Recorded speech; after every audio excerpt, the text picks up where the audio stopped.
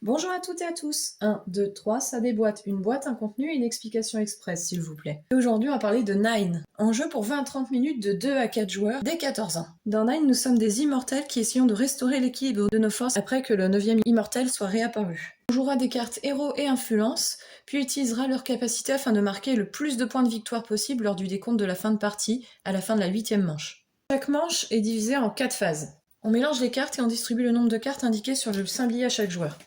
Donc là, on a les cartes sablier. Ici, on nous dit 7 cartes par joueur. Chaque joueur, en ordre horaire à partir du premier joueur, peut décider de dépenser un jeton culture pour obtenir une carte supplémentaire. On sélectionne ensuite les cartes de notre main en les posant face cachée devant nous, soit par un nombre de notre choix de cartes identiques ou par choix de 2 cartes différentes. Par exemple, ici, ça peut être intéressant pour moi, pour gagner la majorité sur Gohan Soul, de mettre mes Gohan Soul parce que j'en ai 4. Donc je vais les mettre comme ça, face cachée devant moi. Et après, par cartes différentes, j'aurais pu choisir de mettre par exemple Feng Wang et Alpha. Ensuite, on passe à la phase de royaume. On révèle les cartes qu'on a sélectionnées en phase d'ordre et on les place en colonne de cartes identiques et par ordre croissant de valeur d'influence. Donc les valeurs d'influence étant là. Les autres joueurs font pareil. Et du coup, un point d'influence. Grâce à mon Gohan Soul, en phase de nettoyage, il ne faut pas que le nombre de cartes excède celles qui sont là. Donc par exemple 2. Ici c'était bon. Mais par exemple en phase de nettoyage ici, je ferai partir mes Gohan Soul. Puis on décompte les points par majorité. À la fin de la 8e manche, la partie est terminée et les joueurs comptent leurs points de victoire. À l'exception des cartes sablier, si un élément de jeu comporte un chiffre, jeton, carte héros ou influence, cela signifie qu'il rapporte des points de vie en fin de partie. On a donc l'influence